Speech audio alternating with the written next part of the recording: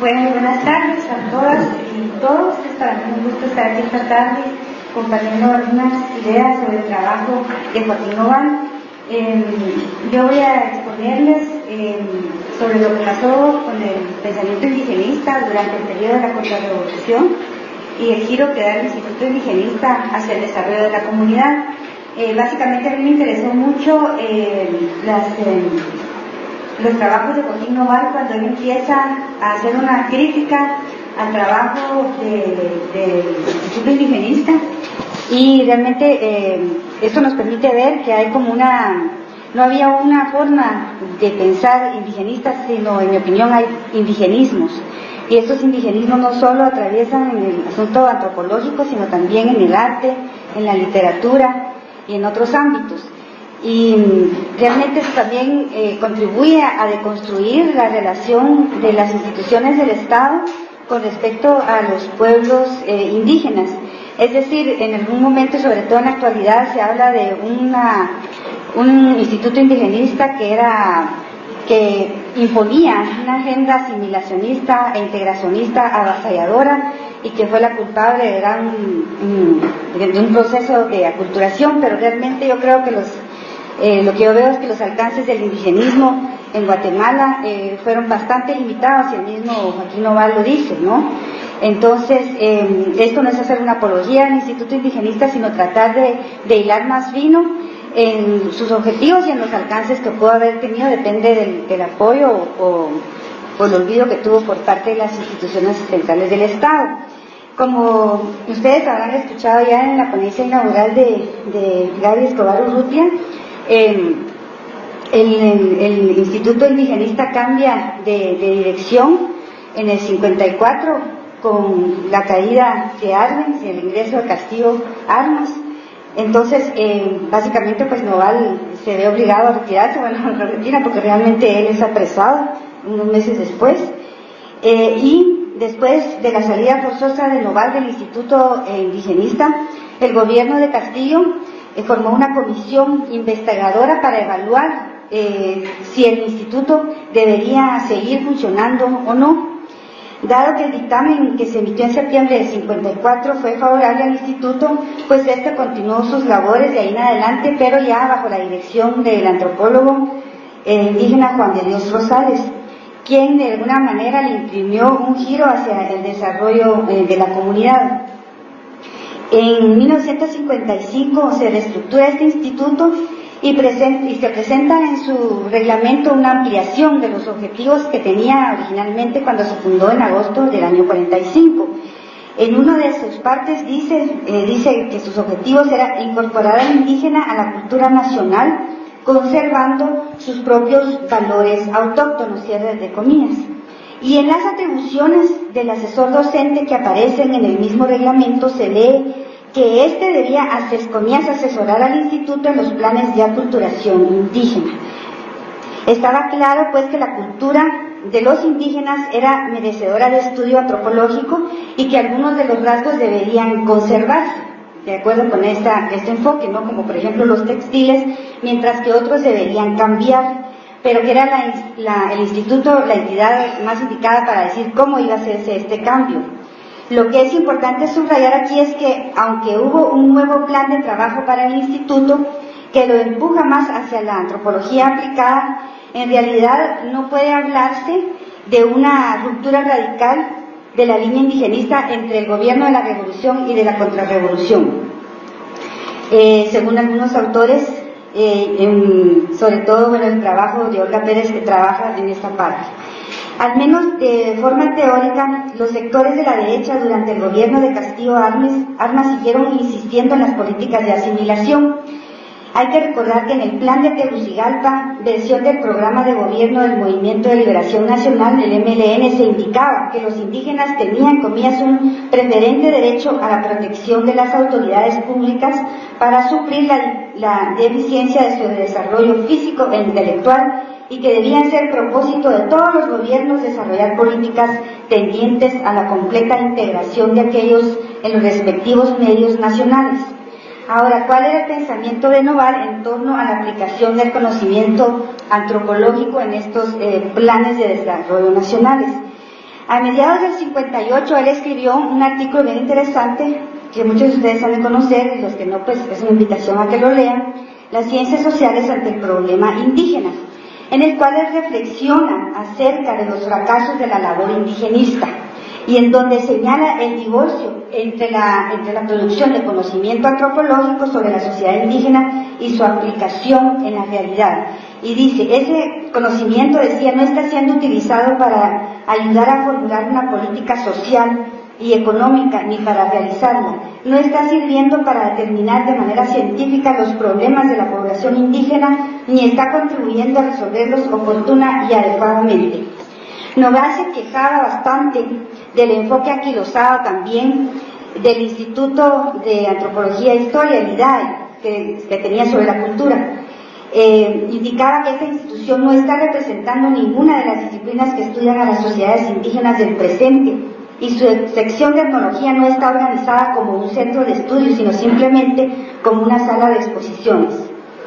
En realidad, él está criticando ampliamente desde afuera del Estado, porque ya no era empleado al instituto, las instituciones, e incluso el momento en que él trabajó, que estuvo 11 años allí.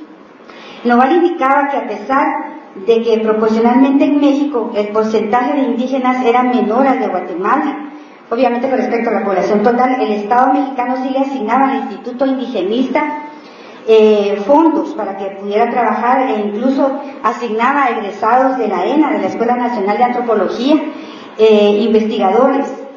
Entonces decía que era una cosa muy diferente a lo que estaba pasando en Guatemala, en donde el indigenismo, más que una política estatal respecto a los pueblos indígenas, funcionaba como una ideología que permeaba escritos antropológicos y literarios, así como se reflejaba en piezas de arte, pero que era un enfoque romántico, y que realmente tampoco existían en esa época ni escuelas antropológicas ni antropólogos preparados en el exterior, salvo los casos de Hugo Carrera y de Rosales.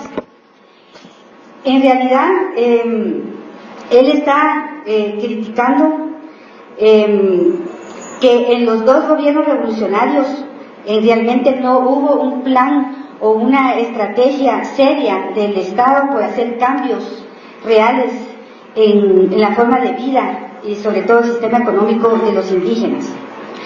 Veamos las palabras del mismo exdirector del instituto, que evidencia su desilusión ante la poca atención prestada por el organismo ejecutivo al instituto. Dice, durante sus 12 años de existencia, el Instituto Indigenista de Guatemala no ha podido seguir una tendencia definida, ni una combinación equilibrada de tendencias. No ha sido asesor del gobierno, porque los organismos administrativos y de acción de este no han reconocido que tienen necesidad de recibir asesoría especializada en asuntos indígenas, y porque no están en posición de proporcionar una asesoría científica calificada. Tampoco ha sido un organismo de acción, porque jamás ha contado con los medios imprescindibles para ello, fuera de que no tiene experiencia en ese terreno. Vamos a ver, desde sus inicios, el Instituto Indigenista tuvo la preocupación por el desarrollo metodológico de la investigación de campo, y es esto a lo que Joaquín Noval empieza a tratar de fomentar como director o jefe técnico de investigadores en el Instituto Indigenista Nacional, que fue el primer jefe técnico que tuvo, y el segundo fue don Francisco Rodríguez Ruanet.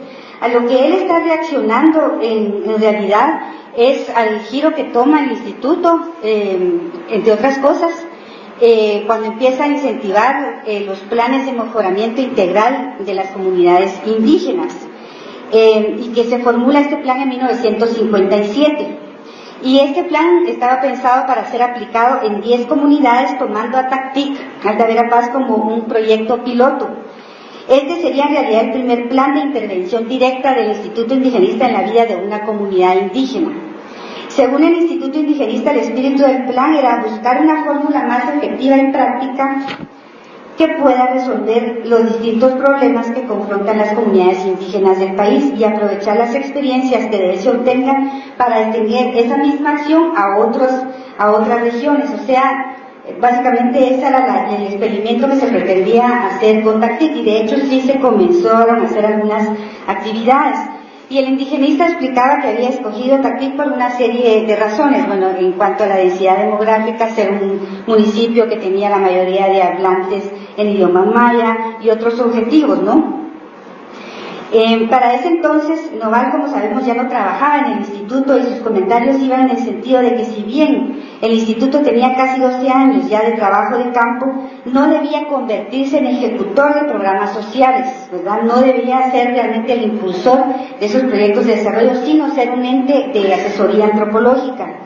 Además, como veremos más adelante, Noval también criticaba que los ejecutores de los planes no cambiaban de actitud respecto a la población indígena con la que trabajaban. Noval aludía a que la antropología tenía la función de brindarles a los servidores nacionales una orientación ética, entre comillas, respecto a los indígenas.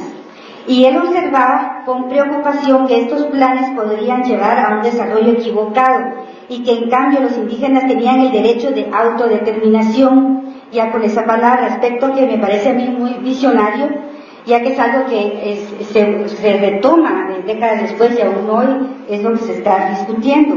Él escribió en ese sentido, comillas, algunos ideólogos quisieran incluso que se reconociera a los propios indígenas no nacionales o que constituyen nacionalidades particulares dentro de una nación-estado más amplia. El derecho teórico que tienen los pueblos nacionales a la autodeterminación en cuanto a sus formas de vida y en cierta medida de gobierno. Noval también criticaba este plan de mejoramiento integral, indicando que el instituto no tenía experiencia en administrar ni en comprar, y decía, pero en cambio está administrando y comprando. Jamás ha coordinado nada, pero está coordinando. Y tiene personas entrenadas para el trabajo práctico de bienestar, pero está pretendiendo hacer trabajos prácticos, aunque sea por medio de personas contratadas a última hora. Y agregaba, pero el instituto, en vez de desempeñar esta función específica que le está encomendada, pretende eludir su obligación para convertirse en un organismo de acción más, para lo cual no tiene medios, personal, capacidad ni experiencia. En cambio, para él el instituto debía enfocarse de nuevo, repito, en la investigación de la cultura indígena bajo criterios rigurosamente académicos. Y aquí volvemos a la pregunta que anteriormente le hacían a Gaby Escobar, ¿verdad?, sobre su interés en la antropología, que en buena medida yo pienso que pudo estar estimulada cuando estuvo trabajando en el corto tiempo en que hubo carrera, fue director del instituto, que como sabemos fue el primer antropólogo académicamente formado en Chicago, y porque al instituto llegaba bastantes antropólogos de Estados Unidos y algunos europeos con los cuales él constantemente tenía ese diálogo, ese intercambio, ese fogueo. Entonces Noval, regresando al tema del desarrollo, no estaba convencido de que el modelo de desarrollo capitalista fuera compatible con el ideal de vida y la cultura de los pueblos indígenas. En este tema es donde las opiniones de los indigenistas y de los pensadores de izquierda de finales de los años 50 e inicio de los años 60 divergían. Mientras que uno le apostaban a las transformaciones culturales amplias, otros veían que era la estructura económica la que debía transformarse para que hubiera un cambio en las comunidades rurales, entre ellas las indígenas. Por supuesto, Noval era más proclive a la segunda perspectiva, y en este sentido se acerca más al planteamiento de José Carlos Mariátegui y se aleja del indigenismo culturalista. Ya para ir terminando, al final de los años 50, inicio de los 60, Noval cuestionaba el enfoque indigenista mismo y la labor del instituto, que para él tenía una perspectiva obtusa de nivel micro.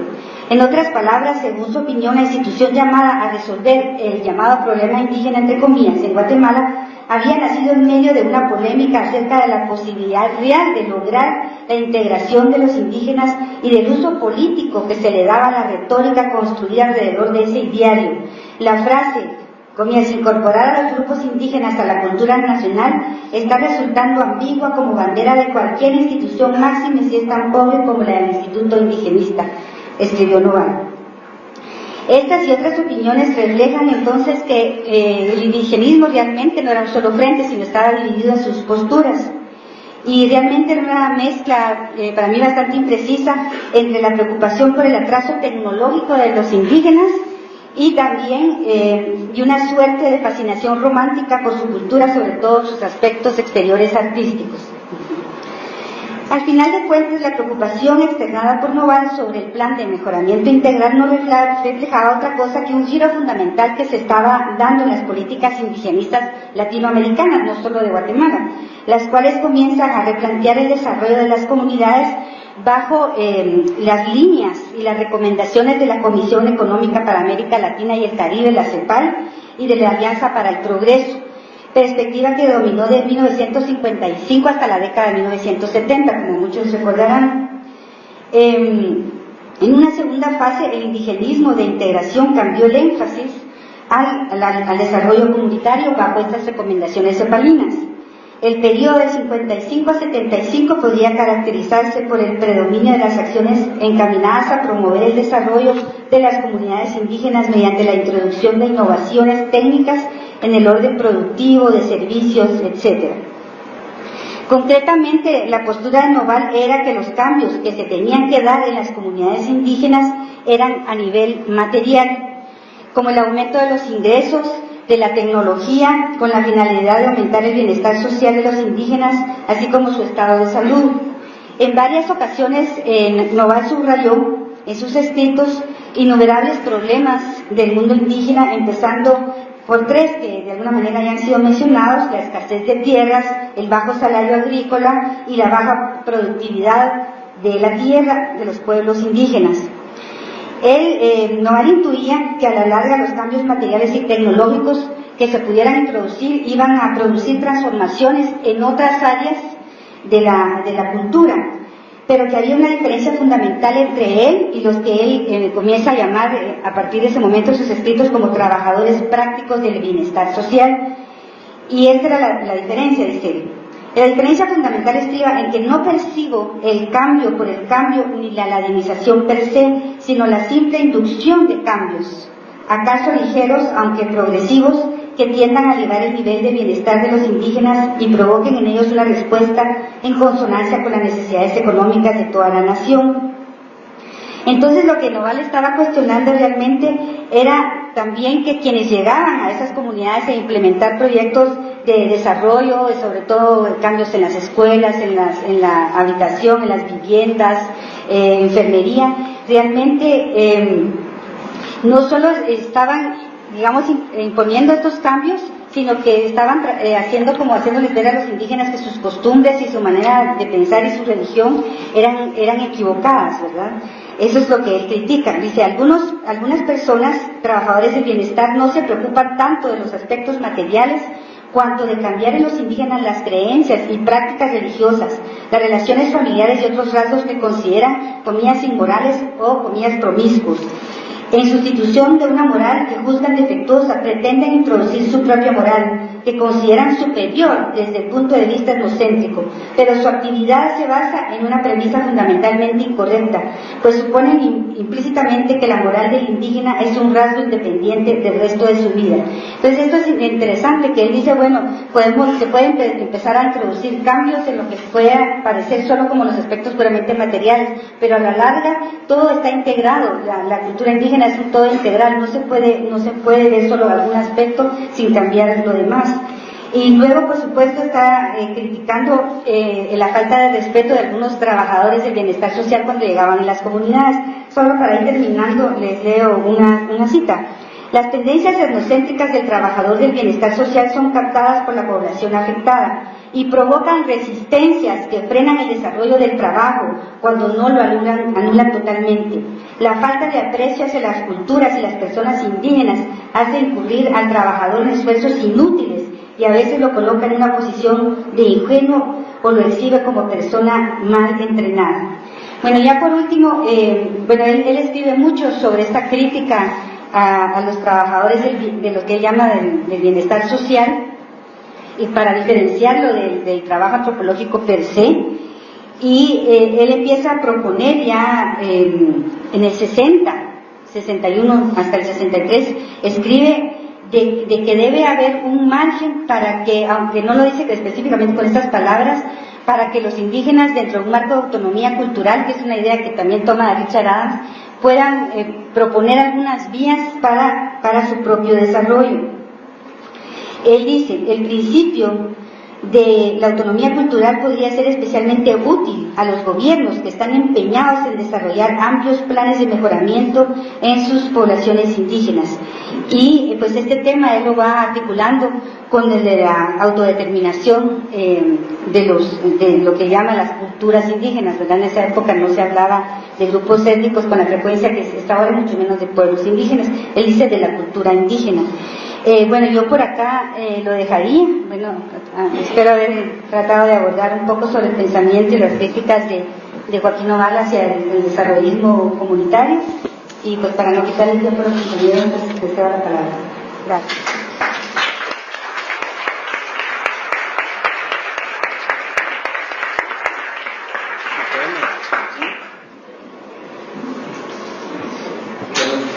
Para tratar de romper un poco la rigidez de este tipo de actividades, vamos a continuar con los poemas por petición, ¿verdad? Otro poema ya que escribió cerca de una docena de poemas, no tuvimos acceso a todos, pero por ejemplo tuve la oportunidad de copiar uno que nos proporcionó Ricardo Falla cuando fuimos de viaje con la cátedra a visitarlo. Copiamos un ratito que tenía ahí, no tenía fecha ni publicación de dónde salió, pero es 3 párrafos. El poema se llama El camino de los hombres mojados, que es una referencia a los migrantes de Suchiate. Bueno, habría que investigar un poco más. Porque debemos a la noche nuestra vida cotidiana, y una y otra vez somos hijos de la noche, pero a veces sentimos que nos gusta la tarde. Nuestras noches fueron la puerta hacia el infierno renacer de los milagros, del trabajo y de la vida.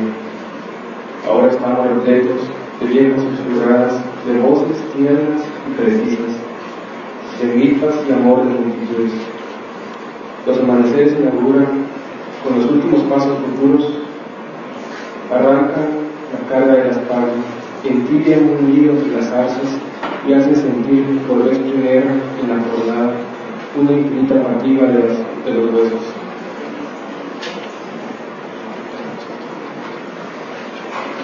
Bueno, rápidamente continuamos con nuestra participación como ponencia.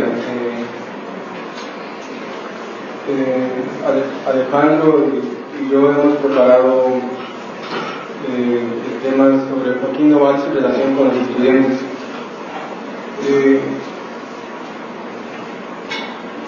Realmente considerando el especial tipo de público que nos acompaña estos días, ¿verdad? No creemos que pueda ser realmente algo más modesto que lo que escribimos. Creo que hay personas acá que incluso presenciaron algunos de los hechos que vamos a comentar. Sin embargo, creo que parte de nuestra interpretación será importante para el diálogo y para el conocimiento que se está creando. La faceta de Joaquín Oval como profesor no ha sido hasta hoy motivo de mayores reflexiones. Los años que van desde finales de los 60 hasta su muerte nos permiten aclarar algunas cuestiones con respecto a su relación con los estudiantes y su postura en torno al tipo de participación que a estos les correspondía como parte del proceso revolucionario. A continuación, Alejandro comentará la primera parte de su ponente. Gracias. Como bien decía Freddy, nosotros hicimos un poco el intento de analizar algunos de los textos que Joaquín Oval dedica, digamos, directamente a los estudiantes.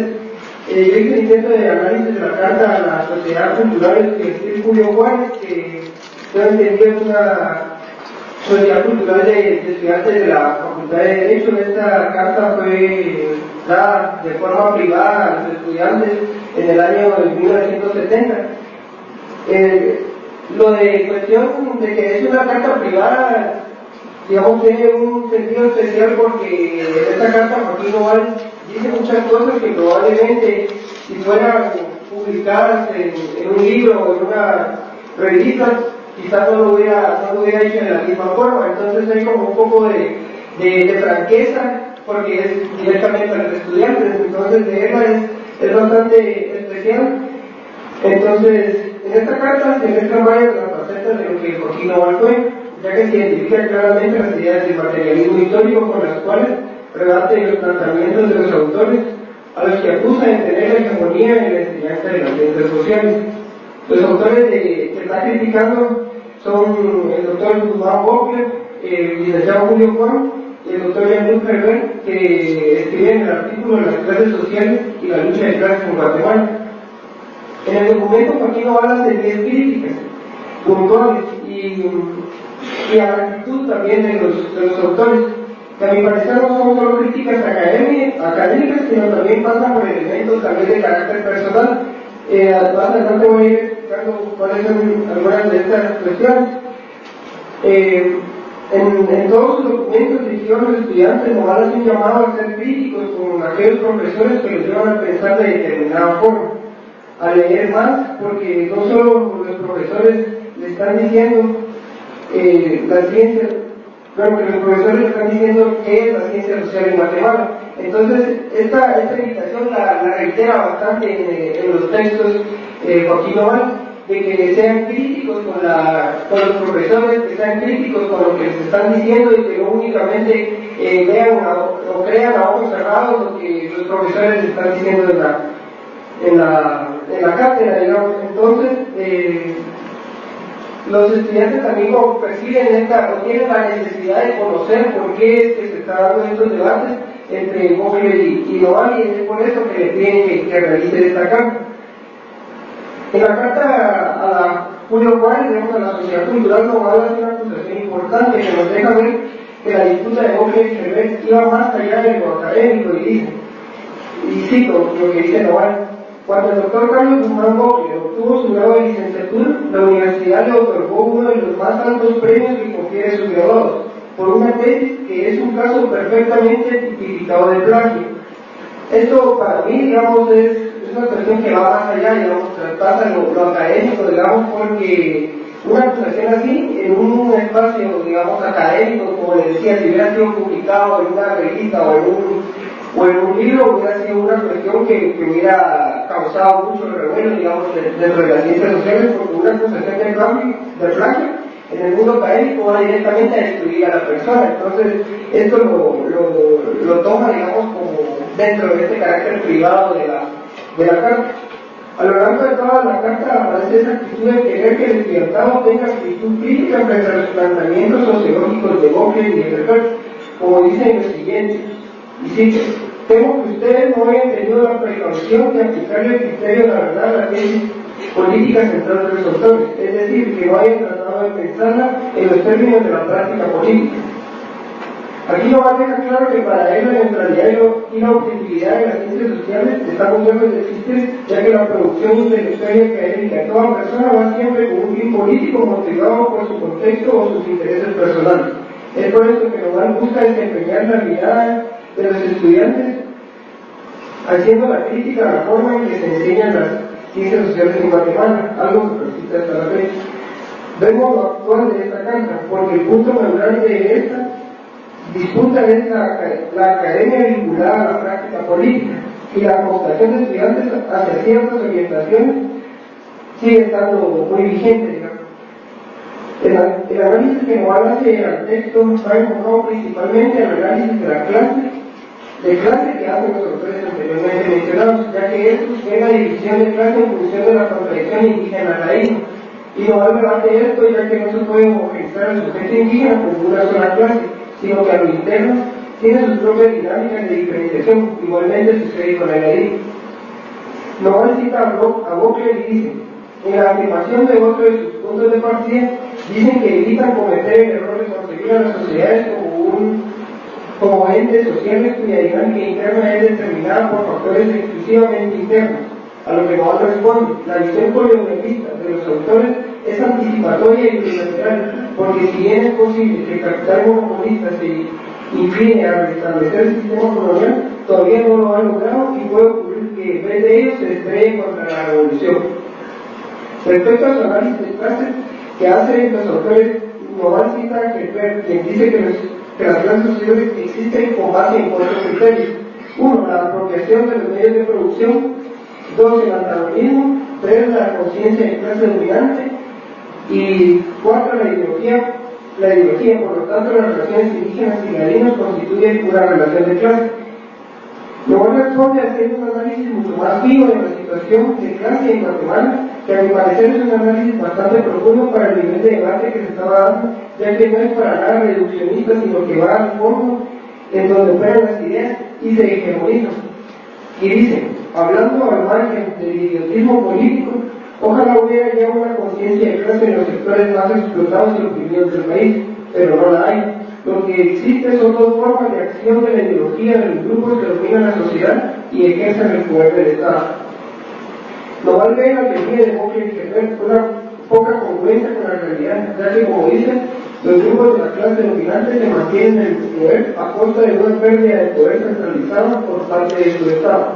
Esta no es una disposición tomada por la burguesía de ocupación, no por Washington. Es un reflejo de los procesos de la sociedad concreta en Guatemala, en la cual existen muchas contradicciones reales, específicas que los autores pretenden ocultar tras la cortina de sus teorías. En la crítica, el 10, Noval dice que los autores aducen, sin estar informados, que la lucha armada de la zona rural predominante de la Lima fracasó a lo que él responde.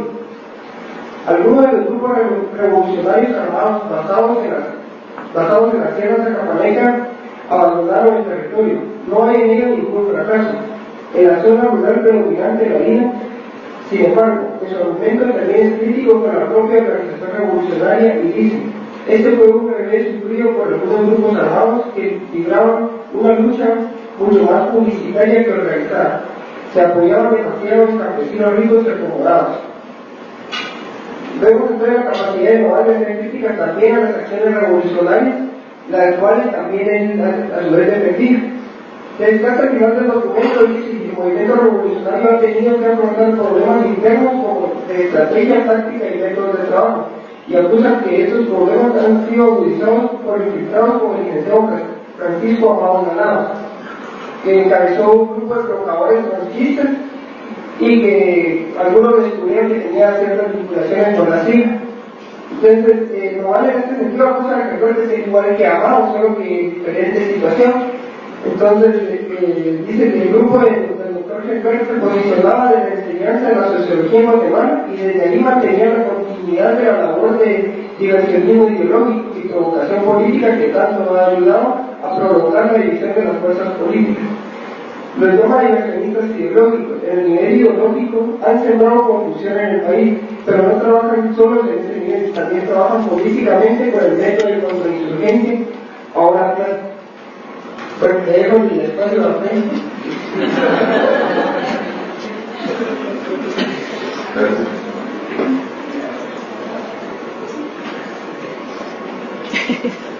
Y el texto en que yo me centré específicamente fue el memorándum dedicado a los estudiantes de técnicas etnográficas. 4 han sido los textos que dirigió Joaquín Noval a los estudiantes. Por lo menos estos 4 no fueron escritos para ser publicados, como nos comentaba Gabriela Urrutia. Entre estos textos están el memorándum de los estudiantes de técnicas etnográficas en 1970, acerca de la lucha ideológica, comentarios sobre algunas opiniones del doctor Jean-Luc Herbert, carta de la Sociedad Cultural Estudiantil Julio Juárez, la cual nos acaba de comentar. Dentro de estas cartas,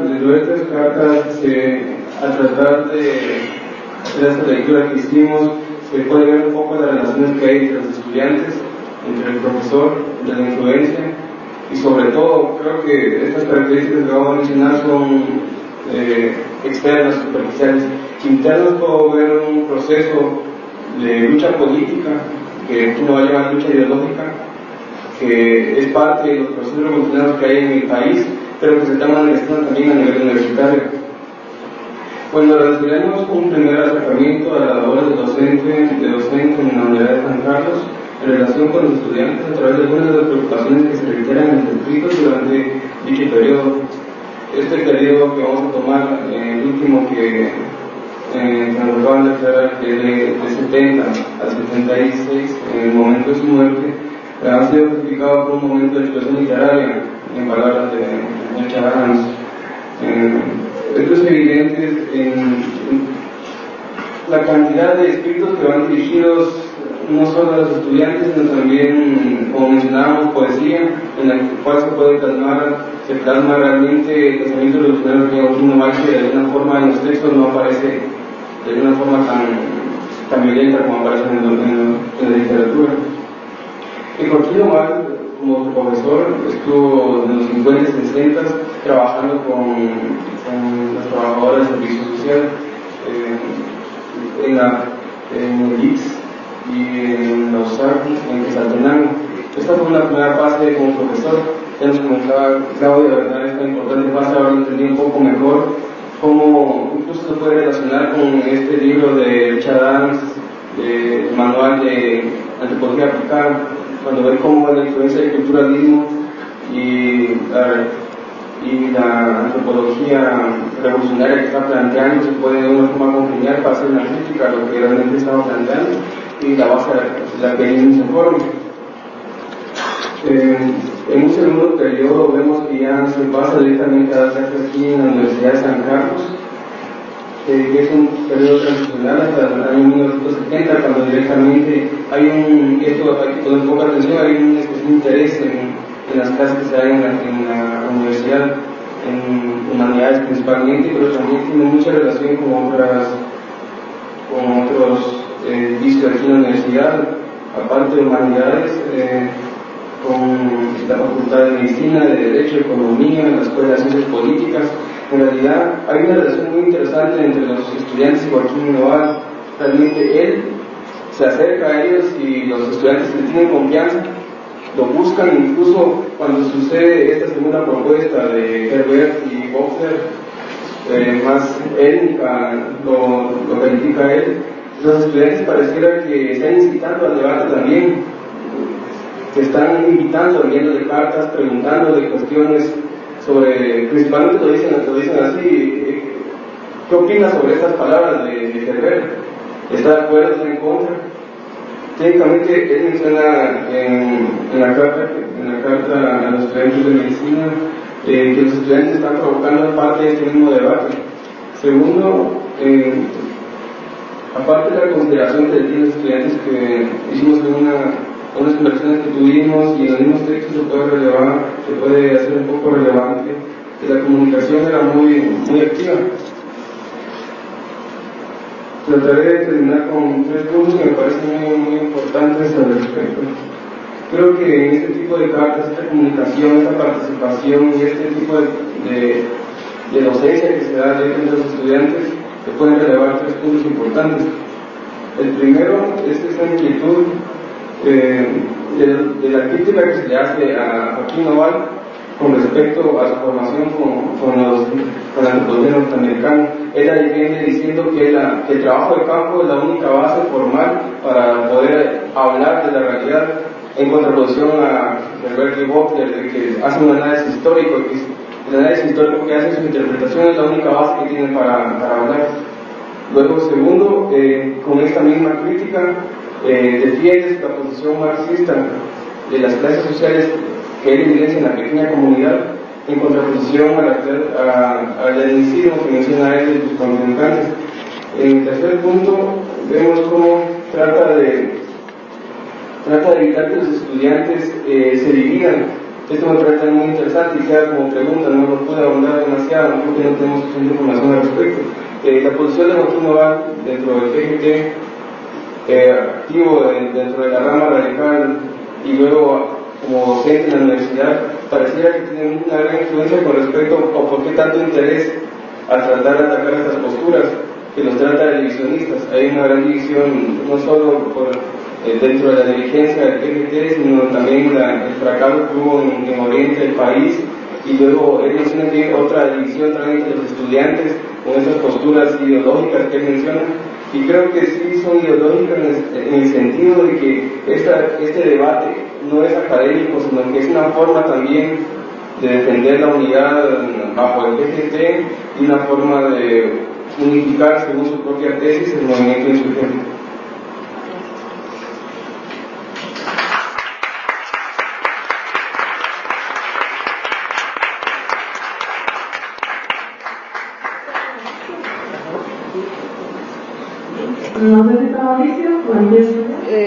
Se integra a la mesa, pero hablando.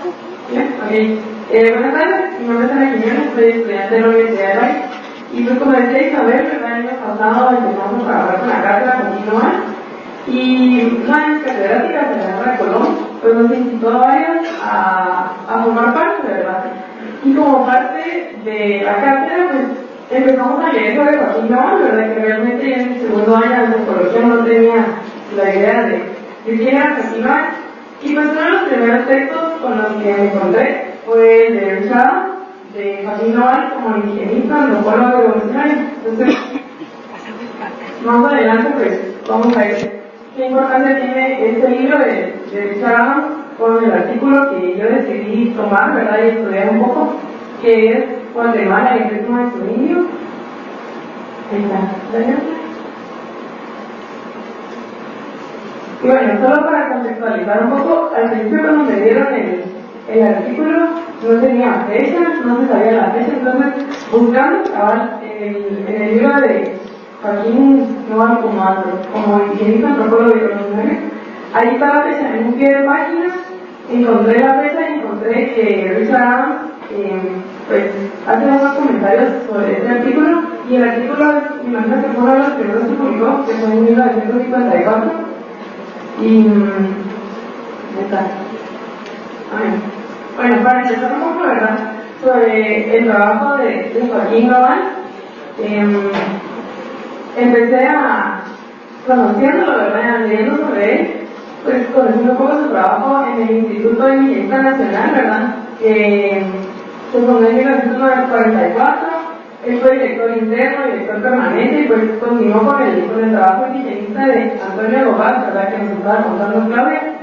Y luego de integrar el trabajo de estas dos instituciones, se empezaron a trabajar en conjunto con el Seminario de Integración Social guatemalteco.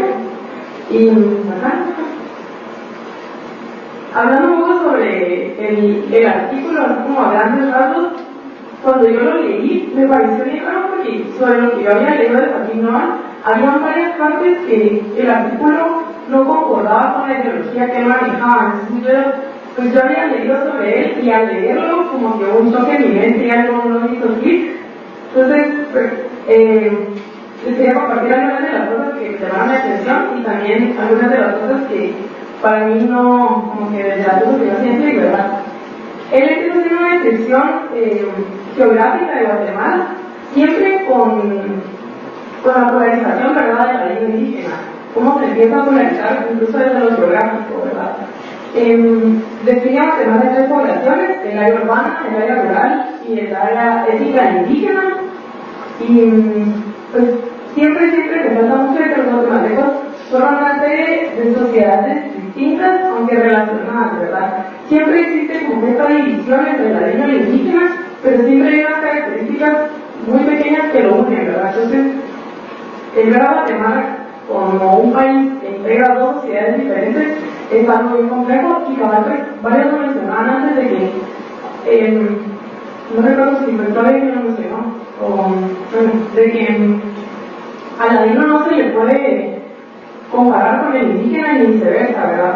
Y en los sistemas de desarrollo no se pueden acoplar al indígena como el ladino ha acoplado mucho del sistema occidental, ¿verdad?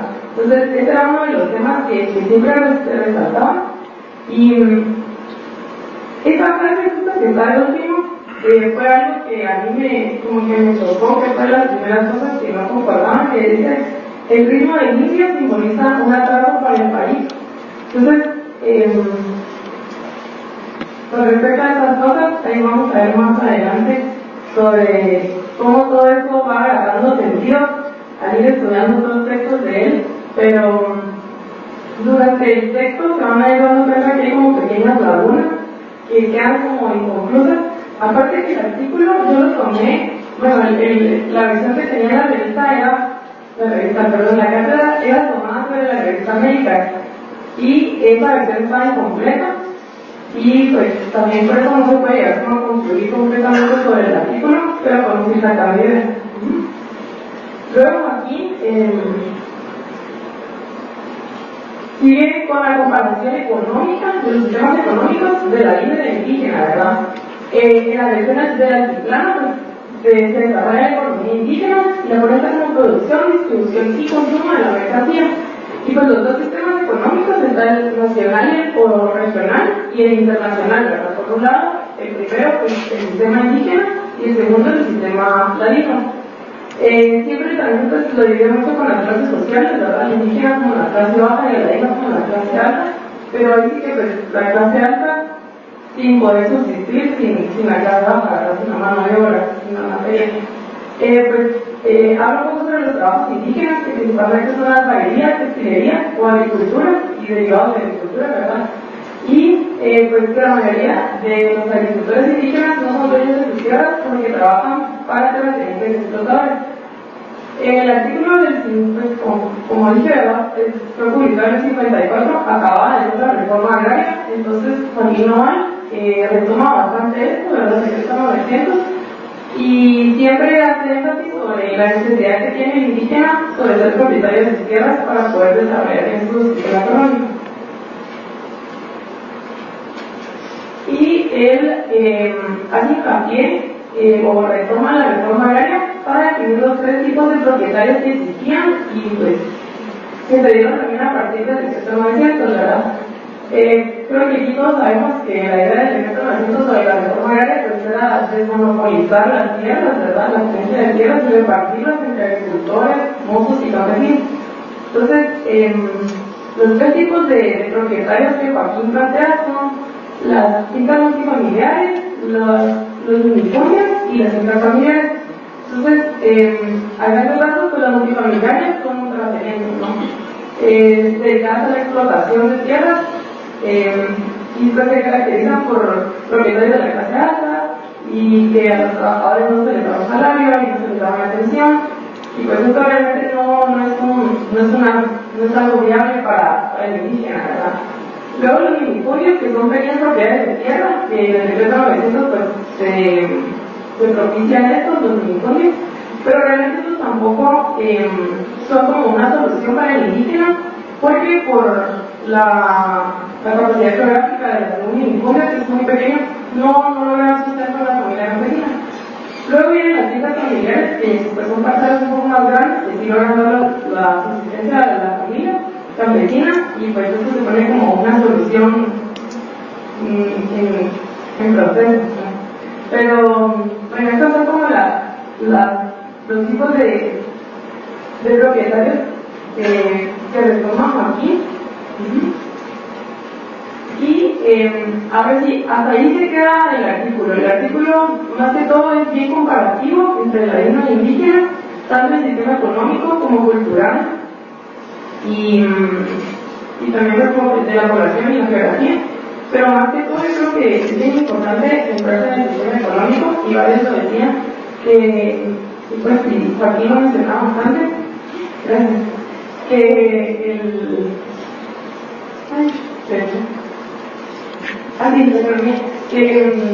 que el ladino no podía ser un modelo para el indígena, ¿verdad? Un modelo de desarrollo para el indígena, y yo creo que está muy enfocado a la economía, porque esto el artículo se mira muy bien, porque se presentan los dos sistemas económicos, ¿verdad? Y algo bien importante es que el campesino no es viable el sistema capitalista que se está tomando el ladino, y no habrá parte que hay que estar hablando del indígena, pero eso realmente se plantea prácticamente. Ahora sí, para retomar el libro de Richard Adams, de Joaquín Noval como indigenista, antropólogo y revolucionario, me pareció importante retomar con lo que dice el año, porque él menciona acá en la página 17 el borrador original del ensayo de Joaquín Noval que apareció en América en 1954 fue Guatemala y después indio, pero tiene un pequeño pie de página, y aquí encontré o descubrí la importancia como estudiante de realmente leer todos los pies de páginas, que a veces uno los obvia, pero en este descubrí que la copia que fue publicada en América pues fue tergiversada por los editores de la revista, porque yo no estaba de acuerdo con el pensamiento de Joaquín Noval. Entonces, pues, prácticamente estos dos fueron, este fue el mayor descubrimiento que yo pude tener con este artículo, y más que descubrimiento, como dice que fue una puerta que se abrió para poder pues darle seguimiento a esto, ¿verdad?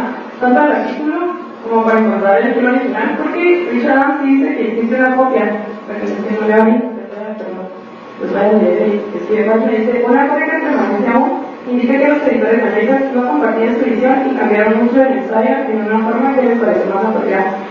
Entonces, quiere decir que sí existe aún una copia original. Sería de investigar un poco más y realmente no conozco el paradero de este artículo original, pero pues una idea de poner el trabajo pues será eso, ¿verdad? Poder darle continuidad y pues hacerlo nosotros. Y pues ya para concluir, de uno malo se puede recomendar la solución al problema de discriminación indígena y polarización con el arena. Hay que proponer la solución, se puede suponer hasta cierto punto una discriminación colocando al indígena en un rango de diferencia al del ladino. Y también, pues, lo que siempre se resalta que el indígena está tratado con respecto a la normalización, pero realmente el ladino no es un modelo adecuado y adelantado para el indígena. No son dos sociedades que se puedan comparar o dos poblaciones que se puedan comparar. Y con respecto al texto, pues es completo, entonces es necesario pues buscar el original, pero lo bueno es que encontré la fecha y se fue el seguimiento de la observación de Adams, ¿verdad? No sé si él conoce el seguimiento de esto, pero yo no lo encontré y pues prácticamente eso fue. Entonces, muchísimas gracias.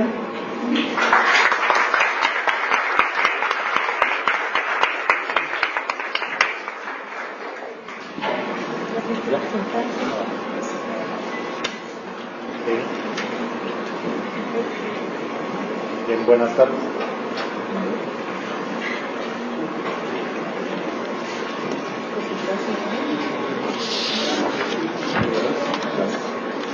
Bien, buenas tardes, compañeras y compañeros, amigas y amigos. Es un privilegio poder compartir esta mesa con las compañeras y los compañeros.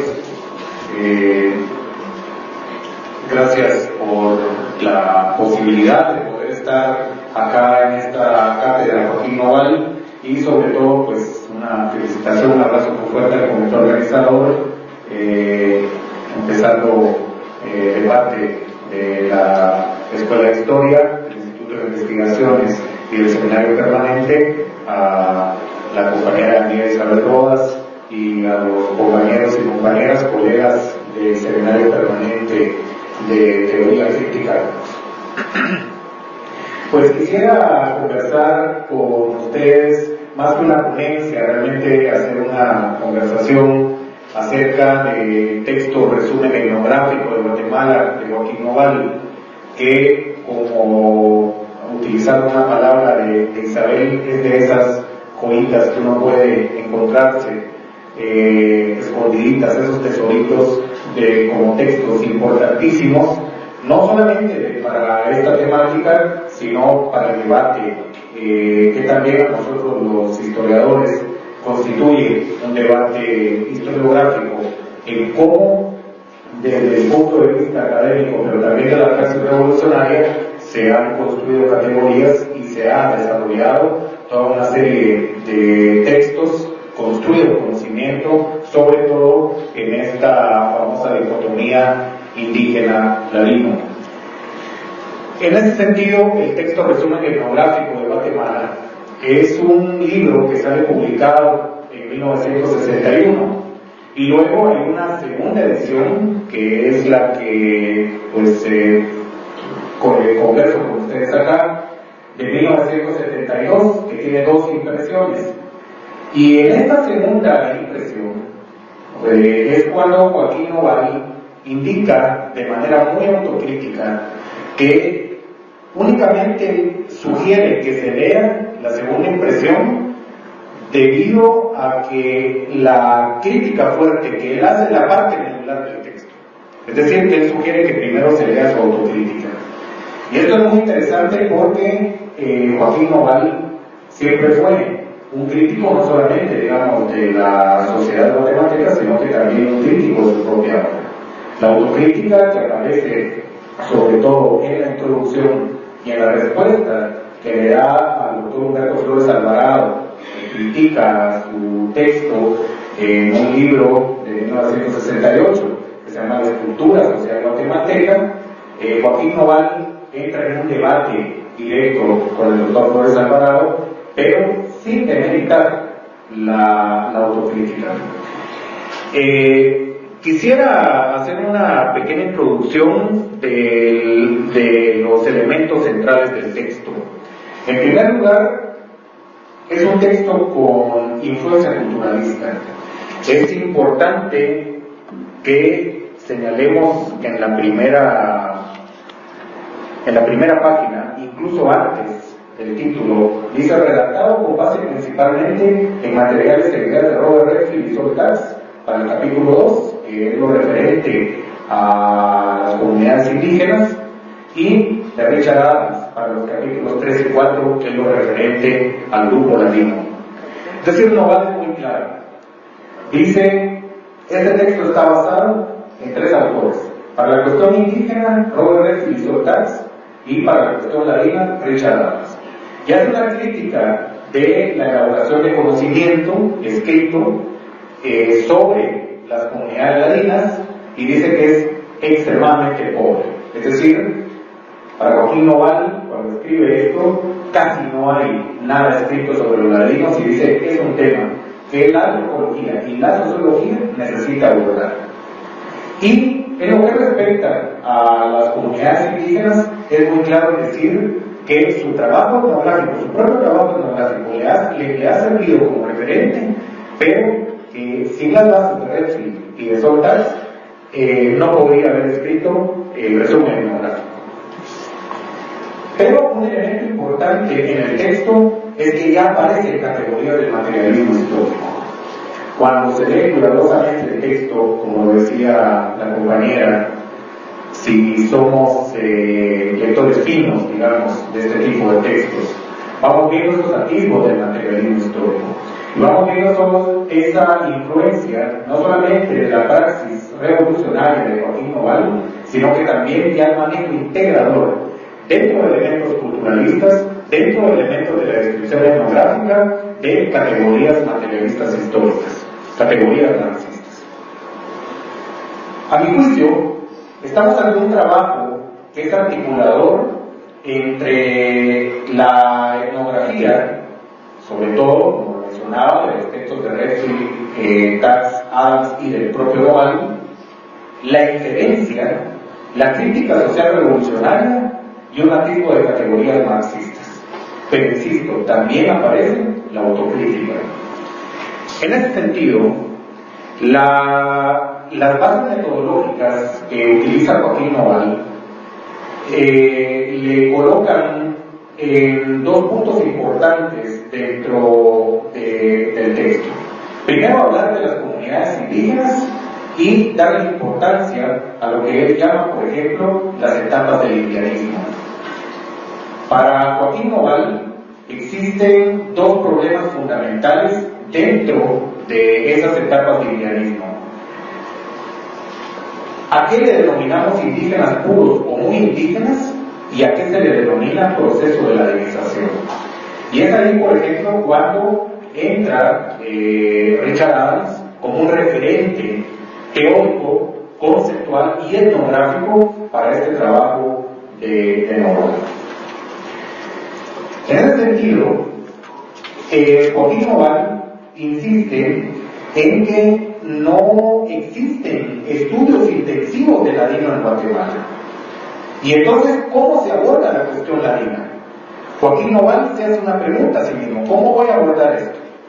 Y responde con 4 respuestas que son muy concretas y muy honestas. Bueno, lo voy a abordar a partir de la base de Adams, pero también con mi propia lógica, de manera inferencial, de manera deductiva y a través de una analogía. Lo que puedo observar de Joaquín Noval, no solamente en este texto, sino a lo largo de su obra, es una honestidad académica también. Así como hay una articulación entre la teoría, la praxis revolucionaria y la crítica social, insisto en que hay una honestidad académica importante. Joaquín Noval se refiere a su propia crítica como un proceso honesto de quien está escribiendo, señalando los que pueden ser considerados errores para que el lector sepa a qué se está enfrentando. Me llama la atención en la introducción y en el prólogo que hace a la segunda reimpresión del texto, que dice lo siguiente: esta no es una obra de sociología ni de antropología social. Mi trabajo trata de facilitar la tarea de hallar las fuentes. Sigue pendiente la crítica en Guatemala de lo que es la estructura social. Sin embargo, Joaquín Noval insiste en que las comunidades indígenas son las más explotadas en Guatemala. Hace un llamado a que el Estado debe interesarse por los pueblos indígenas. No les llama pueblos, les llama comunidades. Y dice fundamentalmente, sin una reforma agraria es imposible que haya una transformación cualitativa. Es decir, aparece un pensamiento revolucionario, aparece esa praxis revolucionaria, pero dentro de esa praxis revolucionaria, para Joaquín Noval también es importante la base etnográfica cultural. Nosotros en la academia, y podríamos decir que por mucho tiempo, hemos despreciado algunos trabajos, tachándolos por ejemplo de culturalistas o eminentemente descripciones, y le restamos un valor a este tipo de textos. Joaquín Noval no le resta valor, sino que a mi juicio los puede articular. Es una articulación. Si bien es cierto que es una articulación que va a tener sus errores contextuales en aquel momento, y que el mismo Noval, insisto, hace una autocrítica, por quien entra en el debate muy abiertamente, digamos, ¿no? Es con el doctor Flores Alvarado, pero entra en un debate también con él mismo. Joaquín Noval les da una importancia fundamental a estos textos que en aquel momento estaban marcando un trabajo antropológico que no solamente se leía aquí en Guatemala por diversos sectores, sino que también era leído afuera, también con una táctica política dentro de lo que posteriormente en la escuela de historia se le denominó la antropología de la ocupación. Sin embargo, estos trabajos no son despreciados por Noval. Trata de hacer una articulación dentro de la praxis revolucionaria, dentro de esos antipos de categorías del materialismo histórico, e insisto, dándole un valor importante a las descripciones etnográficas. Así que este texto es un texto que nos presenta un Joaquín Noval totalmente autocrítico, pero un crítico militante dentro de la praxis revolucionaria de la antropología. Gracias.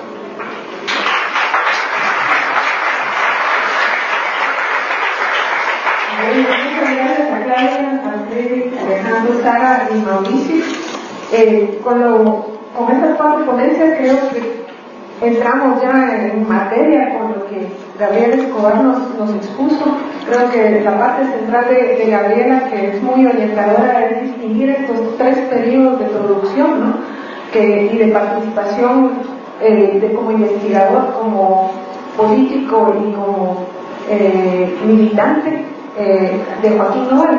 Pero con estas 4 ponencias creo que Claudia Dali nos ha abierto también un poquito más a este intento, a esa relación que tuvo Joaquín Noval como funcionario del Estado y cómo trabajó desde el Instituto Indigenista criticando esos procesos y tratando de contribuir a que esas instituciones tuvieran una posibilidad para realizar la sociedad guatemalteca, para hacer práctica social de otra manera.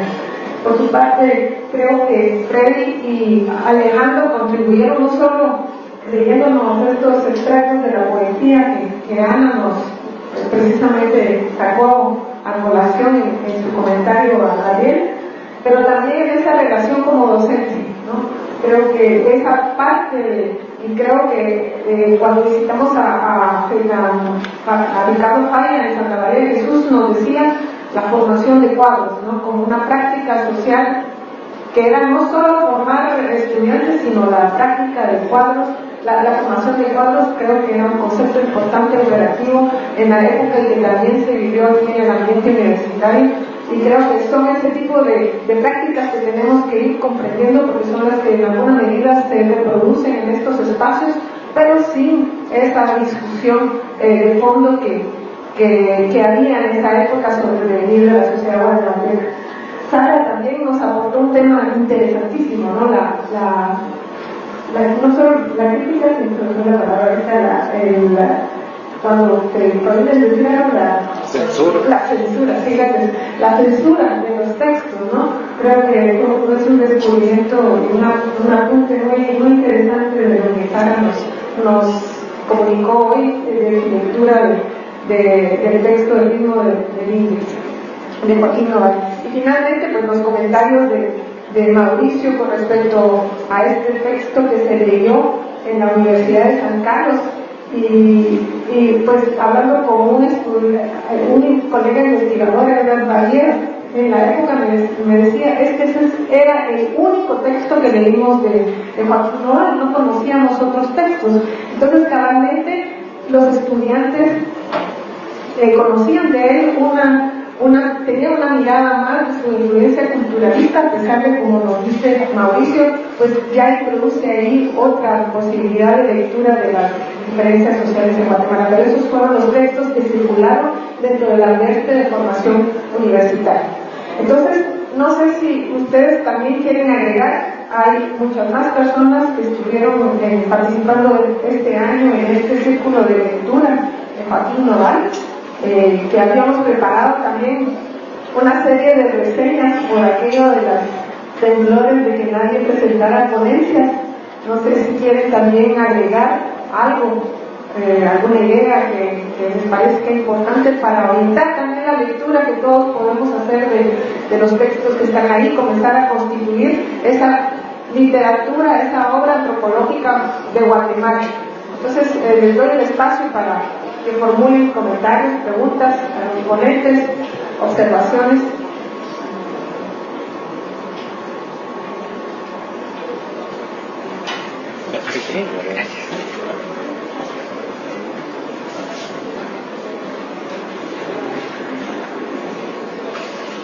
Solo una pequeña aclaración que está insistiendo que haga, por el carácter simbólico que tiene.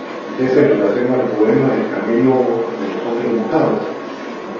En el manuscrito, Joaquín puso a mi ermita y los jóvenes peregrinos de la ruta del León. O sea, lo que ya habló Gabriela, es decir, Miguel Amar, que trabajó con él en esa región. Y los jóvenes peregrinos de la ruta del León eran la Parada de Frontera, los jóvenes sobre todo del campo de ese lugar, y se refiere al sigilo, a la orientación, se refiere a la orientación con la constelación respecto al norte, ¿no? Entonces, ese es el significado de ese pueblo.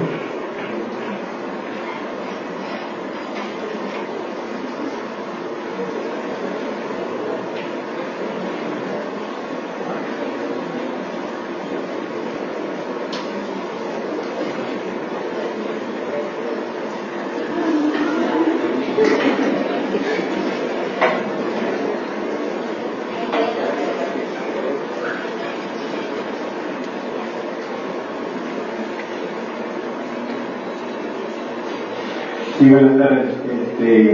Solo una pregunta para los compañeros que analizaron la carta de los estudiantes que trabajaron esa carta.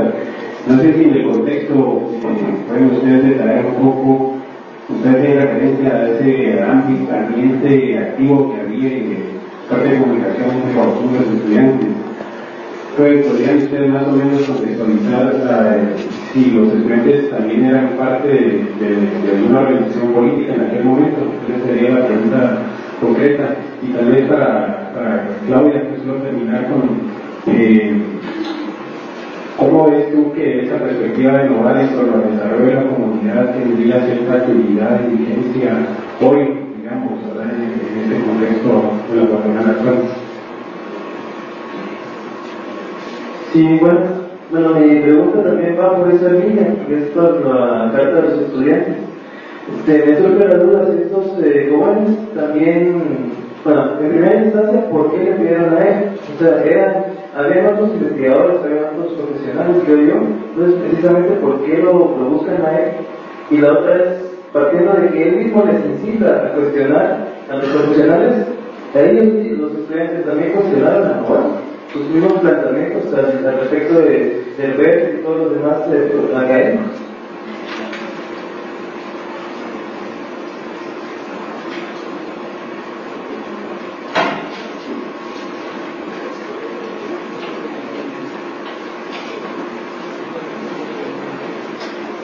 La segunda parte solo un pequeño comentario también para la exposición de Sara. Y es que, sí, efectivamente, ese tipo de páginas que encontraste, ¿verdad? Tan importante, creo que debería ser la introducción de la presentación, más bien, ¿verdad? Más que el final. Porque posiblemente esas frases o algunas que enseñaste una y otras que tú encontraste que te parecían incoherentes, y realmente pueden no ser incoherencias del autor, sino responder a esa manipulación de la obra del autor en este texto, ¿verdad? Porque creo que efectivamente a lo largo de la obra, los textos que pudimos leer, hay bastante coherencia y solidez en la obra desde su propia posición complementaria, ¿verdad? Desde la antropología y desde su posición social.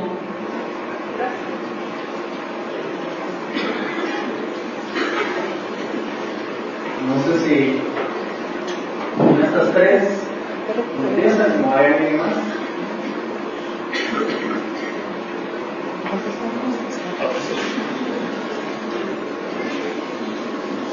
Bueno, con respecto a lo que pregunta Felipe, yo creo que es interesante comparar la propuesta que tiene Joaquín Noval sobre el papel de la antropología a la hora de dar indicaciones sobre hacia dónde debe ir el desarrollo de una comunidad, ¿verdad?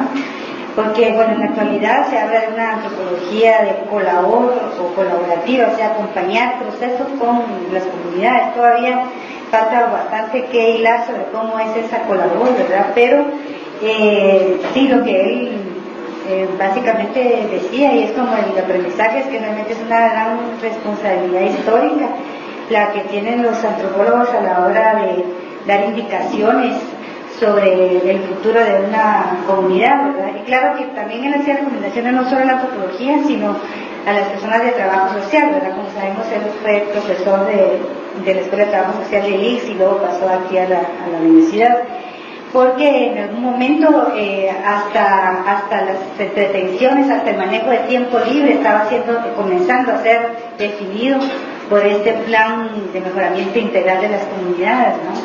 Entonces él decía, bueno, cómo podemos arrogarnos el derecho de decir, bueno, que hasta qué quiere decir el tiempo libre para una persona, o sea, cómo sin utilizar esas palabras, yo lo que intuyo es que él nos invita a indagar cuáles son los conceptos, cuál es el significado que tienen ciertas acciones para las personas con las que está trabajando, ¿no? Y como a indagar, a investigar bien, hacer etnografías muy finas antes de comprometerse o emitir opiniones sobre las líneas de desarrollo, de progreso que deben tener las comunidades, ¿verdad?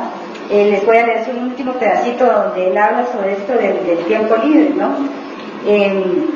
Porque en el 57, cuando Luis Rosales y su equipo se dan a la tarea de empezar a llevar cine, teatro y a implementar actividades artísticas en las comunidades. Pero él dice, los patrones estéticos y la forma de disponer de tiempo libre en el pueblo donde trabajan. Otros trabajadores del bienestar social, tratan de resucitar manualidades ya olvidadas, sin preguntarse siquiera por qué fueron olvidadas, o pretenden intensificar las industrias manuales existentes sin saber si están operando fuera de tiempo y lugar, en condiciones desventajosas desde el punto de vista de la competencia regional, ocasionando pérdidas sensibles. Aquí también se racionaliza el error diciendo que la gente no tiene nada más que hacer. O sea, que como a veces se presupone desde la gestión cultural, y eso podría ir para los que trabajan en el Ministerio de Cultura o los que trabajan en promoción cultural, cómo la gente quiere disfrutar del tiempo libre si es que se puede calificar de esa manera. Bueno, serían como ver lecciones en esa línea y comparar con lo que están haciendo las instituciones actualmente. Pero buena la pregunta, gracias.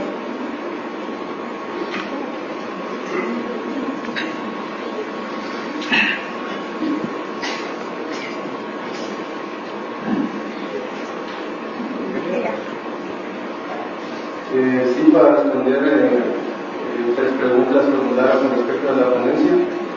La primera es si la capté bien, en qué tipo de asociaciones estuvo relacionado Joaquín Noval, con qué tipo de grupos de estudiantes, si se puede relacionar con un activismo, con una comunicación, una correspondencia, con algún grupo de jóvenes.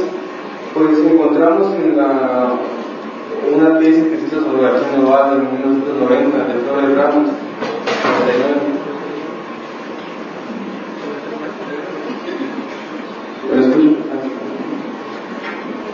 Con respecto a la primera pregunta sobre si encontramos información con respecto a la relación de Joaquín Noval con sociedades de estudiantes o otro tipo de asociaciones, pues encontramos una entrevista que hace Gloria Ramos para su tesis de licenciatura en la Escuela de Historia, 1999. Voy a leerles literalmente.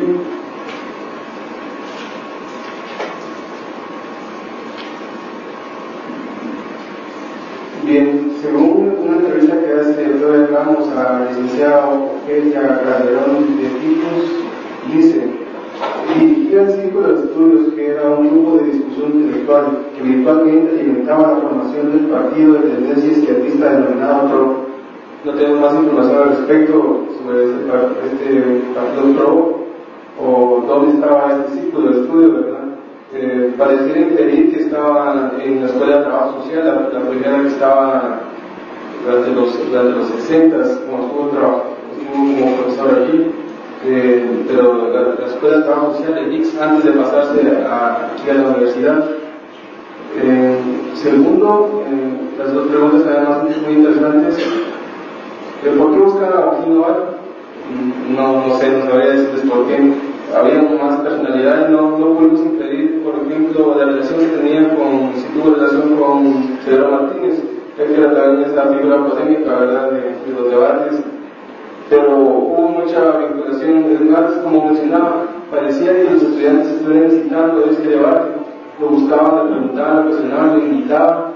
Incluso aquí se puede mencionar una serie de tácticas que él denominó contrainsurgentes dentro de la universidad, que era el bloqueo de cátedras, que era el acaparamiento, ¿verdad?, no dejarle, cuando los estudiantes le llamaban a que diera una conferencia o que aclarara unos puntos, no dejar que entrara, no poder expresar su pensamiento también. Claro, había estudiantes en oposición. Implícitamente podemos ver a través de, cuando menciona aquí un grupo de estudiantes que también forman parte del grupo que apoya el pensamiento del doctor Helbert y Guzmán Bokler. Por documento no podemos decir actividad al respecto, ¿verdad?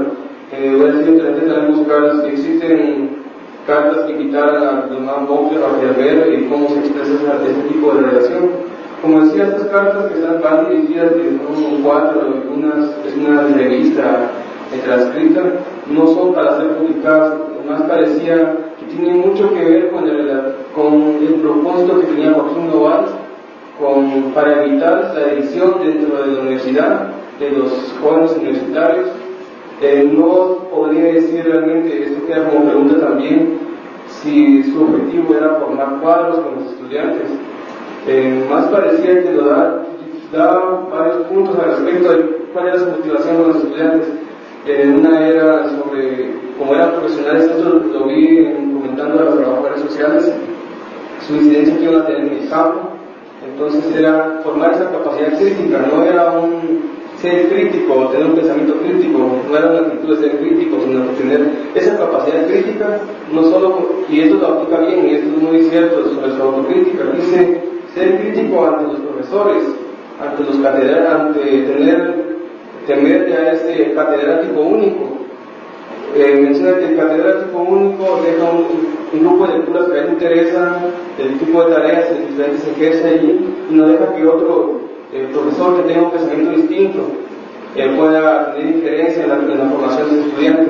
Entonces la catedral, la capacidad de cátedra libre se refiere a eso, a tener también la oportunidad de conversar con otros sectores, tener esa violencia. Para finalizar, con respecto también tenemos un testimonio de que también habían estudiantes en confrontación directa con Joaquín Noval en algunas exposiciones públicas. Por ejemplo, Richard Adams, en este texto que estamos comentando, pareciera la única libro bibliográfico que no es completamente parcial con respecto a la vida de Joaquín Noval. Menciona un momento en que Joaquín Noval está dirigiendo a los estudiantes y un estudiante se levanta y le dice durante 15 minutos tratando de preguntarle, pero usted está a favor o en contra de Gilberto o Hoppe, y es la única intención del estudiante, que está a favor o en contra. Por eso creo que parte de ese ambiente que se está creando ahí, que no es solo es algo, como mencionaba, ideológico, porque también es una forma de práctica política de que nadie puede salir, en el sentido de que pareciera que el propósito de Noval es evitar el divisionismo. Quisiera vincularlo con el trabajo del PGT y su participación radical, pero también quisiera verlo como un debate académico que siempre está sobrepasando sus límites. Creo que solamente al respecto que tema de algo.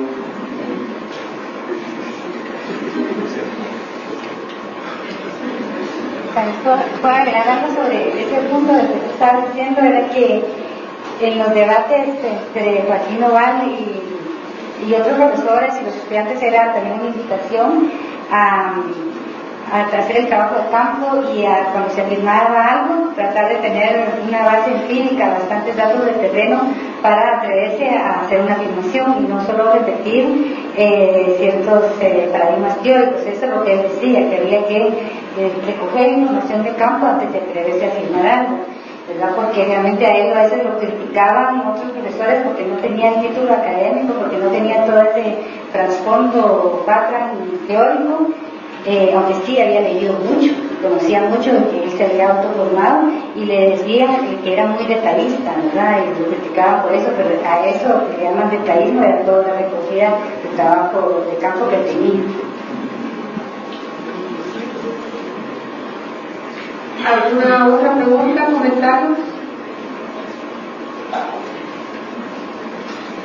¿Alguien me está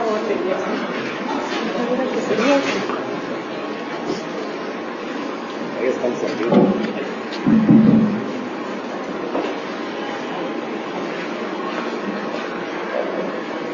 No sé si tiene una pregunta para ser respondida, pero Freddy y Alejandro dijeron que las cartas que ellos estudiaron habían sido enviadas en forma privada y que fueron publicadas después de su muerte. Yo creo que debemos de preguntarnos cuáles fueron los motivos o el contexto que motivó hacer públicas y imprimirlas en las revistas de la universidad estas cartas que seguramente circulaban, las conservaban quienes los recibieron.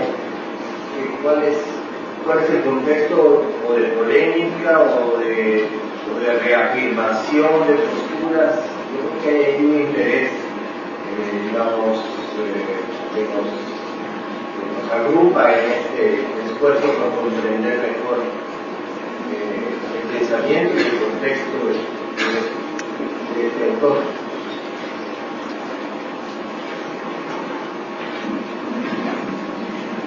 Dentro del mismo contexto que habla Roberto, cuáles eran los medios de publicación, creo que también hay pistas también para, como decía Gabriela Escobar, se trata de hacer de Joaquín Noval un personaje fuera del contexto, sino situar ese contexto, ¿no?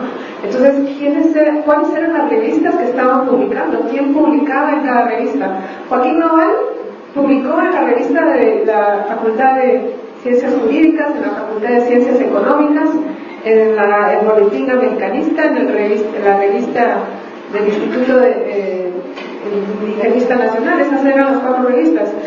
No publicó en Alero.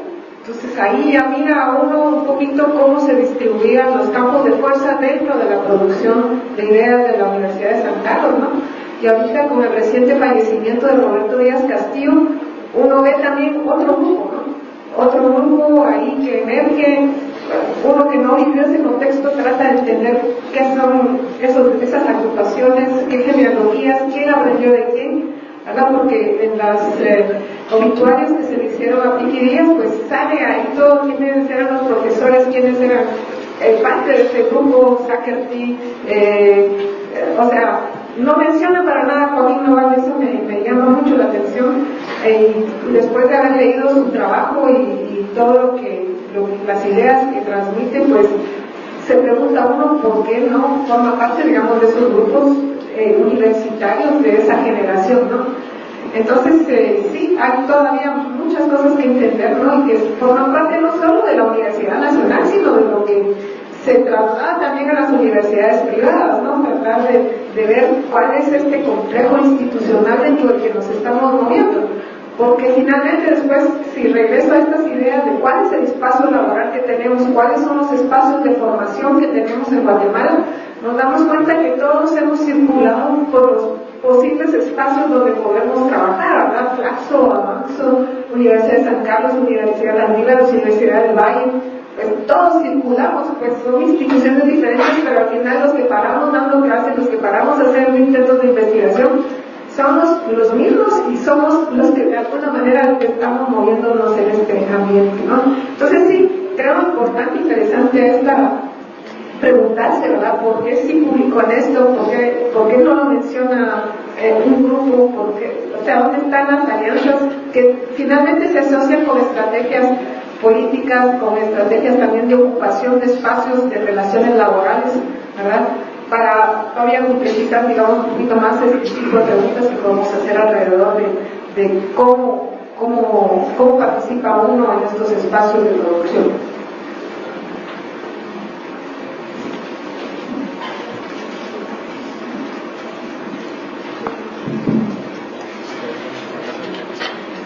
Yo creo que respecto a este punto de esta publicación sí me voy a tener obligado a plantearlo. Y primero presentarme para que yo me llamo José García Román y soy sobrino de Joaquín y tuve con él una relación, pues yo diría muy cercana como familiar, pero más en otros ámbitos de la vida, incluyendo el de la vida política, que es un cercano, sin ser, no sé, tener una participación organizada. Pero resulta que, y a propósito de eso, yo estaba finalizando la carrera de medicina cuando se dio esta publicación y pertenecí a la Julio Juárez. Pero la Sociedad Cultural Julio Juárez era una organización de izquierda de los estudiantes de medicina, muy peculiar porque muy interesada en aspectos generales de su formación política y cultural, y que era compuesta por estudiantes que eran de librepensadores y algunos gente de la juventud del Padre que trabajo en ese tiempo, y algunos que después fueron de otras organizaciones revolucionarias. Ahora, la cuestión es por qué fue esa carta a Julio Juárez. Esto fue tal vez una coincidencia, porque en el Congreso Médico de ese año, que fue un Congreso Médico muy especial porque dejó de ser de tener las características que siempre había tenido, un Congreso exclusivamente orientados en la medicina y la medicina clínica, quienes lo dirigieron enfocaron bastante aspectos sociales. y en esto se repartió este artículo de los doctores Cerver y Guzmán. Entonces, esa fue que algunos, dos compañeros de la sociedad más cercana a San Joaquín, platicaron con él de eso, porque este fue un documento que inicialmente provocó, sobre todo en estudiantes de izquierda, una reacción positiva. Sin embargo, hubo algunos cuestionamientos sobre algunos aspectos que no se entendían muy bien cómo podían ser. Entonces se acercaron para ver esa posibilidad. Incluso invitaron a llegar a la Facultad de Medicina. En ese tiempo la Asociación de Estudiantes de Medicina estaba en el poder de la sociedad universitaria. Entonces él aceptó eso, pero quiso hacer ese documento. Ahora, en esto coincide algo también, hubo otro elemento que creo yo que influyó para que lo hiciera escrito, y es que Joaquín, que ya no estaba en ese momento activamente en la universidad, pero tenía de todo el desplazamiento, ¿no?, a la universidad, quiso confrontar estas ideas. Llegó una vez a la Escuela de Trabajo Social, que fue una de las escuelas más interesadas en esta polémica. Pero posteriormente él quiso llegar y abrir un debate en la Escuela de Ciencia Política de Argentina, pero no lo logró. Es decir, a pesar de que se hizo la gestión, eso no se pudo. Entonces yo creo que eso influyó en el deseo de comunicarse por escrito y de reunirse con estudiantes. Ahora, el trabajo sí se bibliografió, y originalmente a él le llegó una bibliografía la cual da una característica de su respuesta, que a veces parece un poco confusa, por ejemplo, izquierda arriba, derecha abajo, etc. Pero eso juega más bien creo que la escritura de Herrero, corrigiendo la escritura de Herrero. Pero el trabajo sí se bibliografía, tanto que fue objeto de interés del nuestro maestro, que fue el que introdujo la tecnología en la Facultad de Medicina, que fue el doctor Manuel Antonio Girón. El doctor Manuel Antonio Girón se interesó mucho en la política y interesó mucho este documento de la Julio Juárez. Pues yo creo que esa es parte de ese documento. Bueno, entonces, muchas gracias a los 4 ponentes, 5, perdón, y vamos a tener unos 15 minutos para estirar las piernas y volvemos entonces al conversatorio con Ricardo Falla y Carlos Dorantes, que va a estar dirigido o conducido por Roberto Méndez y Gabriela Gricano.